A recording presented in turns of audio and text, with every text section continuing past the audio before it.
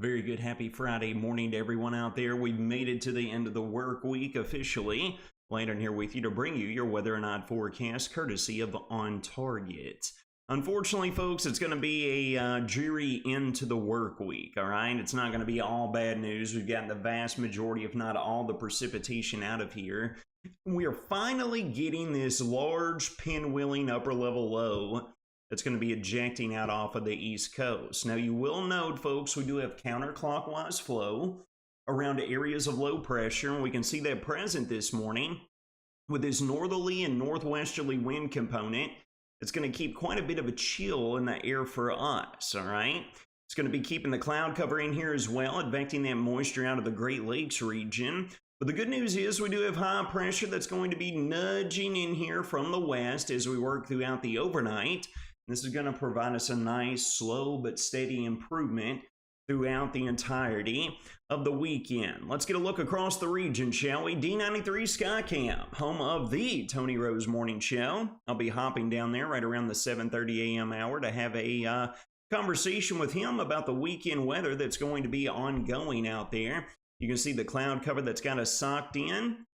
With that being said, we've got cloud cover that looks like it's going to be hanging around throughout the vast majority of today. Beach Tree News Skycam up in Morgantown showcasing an identical scenario there. You can see the Morgantown city lights reflecting off of the bottom edge of the cloud deck early this morning. Let's get a look out there, shall we? Temperatures are hanging out right around the upper 30s, lower 40s region-wide, and similar to yesterday, folks, we're only going to be climbing about 5 or so degrees here as we get into the peak heating of this afternoon.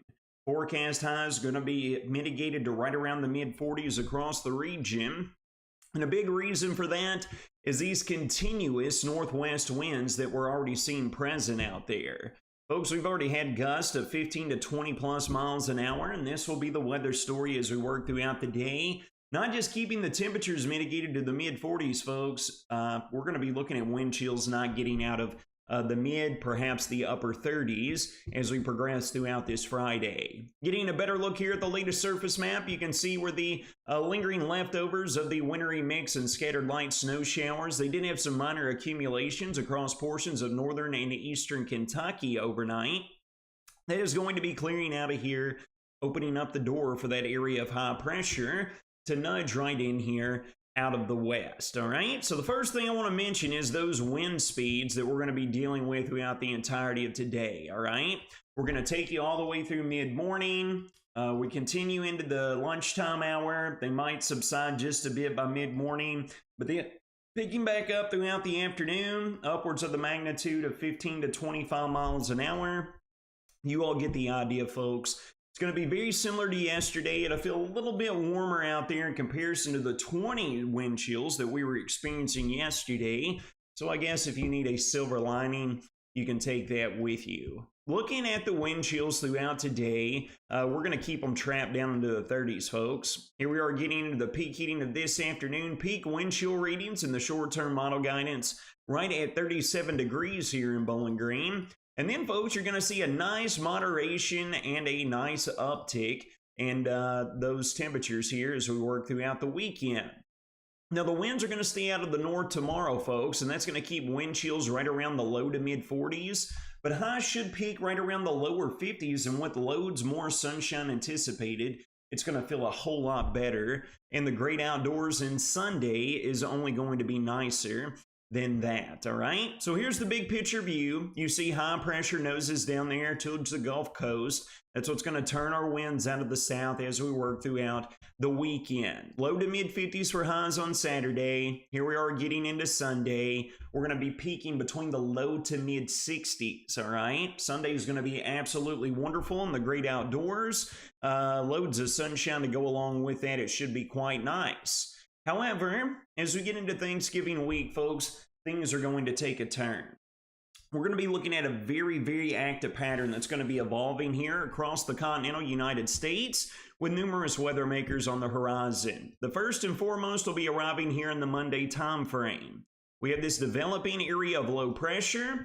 We have this area of the warm front that's going to be lifting north over the region, folks, and that's only going to warm us up even more, it would appear, to right around the mid 60s again on Monday. But you can see here, folks, we got an associated cold front extending from the south and west side of this low pressure system.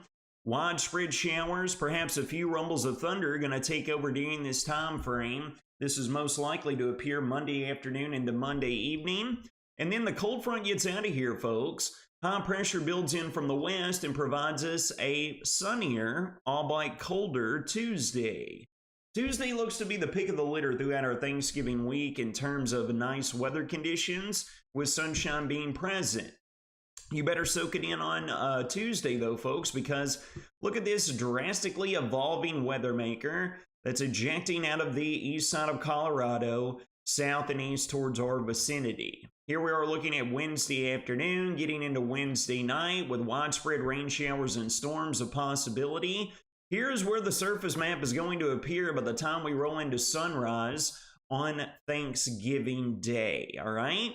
Now, there's something I want to note about this, folks. In comparison to the model guidance yesterday, this surface low, located right there on the southwest side of Tennessee, has been displaced down to the south and east by roughly 100 or so miles in comparison to yesterday. That is pinning us more on the northwest side of the low, where the much colder temperatures will reside, thanks to the cold conveyor belt that's going to sweep in and wrap around on the backside of low pressure systems, as they most typically do, all right? So we still have several question marks rolling into Wednesday, into Thanksgiving and Black Friday of next week, and you can see why. On one hand, if this low pressure system was to come up on the path trajectory it was showing yesterday, we could have the potential of some strong, maybe even severe storms that we're going to have to keep an eye on. But right now, if this southeastward trajectory continues, we could be talking about not just storms, but some rounds of winter weather for us to have to deal with early here in the season, to say the least. Folks, we're still stuck right in the dead middle of fall and not quite into the winter season just yet. So take a look at the evolution of that low. It pulls off to the north and east, folks, and wrapping around right here on the backside, we get another infiltration of drastically colder temperatures rolling into our Thanksgiving night on into our Black Friday, okay? And that continues throughout the weekend to follow. High pressure is going to try to nudge to our east by the end of Thanksgiving week, bringing a little bit more reprieve. But you can see here, folks, another reinforcing jolt of this trough. It looks like we're going to be dealing with well below average temperatures here in the 8 to 14 day outlook.